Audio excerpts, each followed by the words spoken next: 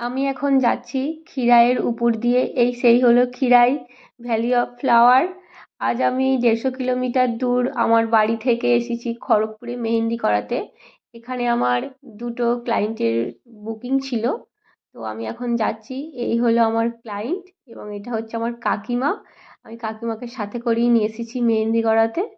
তো আজ প্রথম ক্লায়েন্টের মানে ফটোটা নেওয়া হয়েছিল, কিন্তু ভিডিওটা করা হয়নি সময়ের অভাবে। তার বাড়ি যাওয়ার তাড়া ছিল এবং আকাশে মেঘও জমেছিল। এই এবং দ্বিতীয় ক্লায়েন্টের ফটো ভিডিও নেওয়া হয়েছে। তবে সেদিন যেটা হয়েছিল যে হঠাৎ করেই খড়গপুরে প্রচণ্ড ঝড় বৃষ্টি এবং শিলাবৃষ্টি শুরু হয়, যার কারণে খড়গপুর একটা ছোটোখাটো গ্যাংটক হয়ে গেছিলো।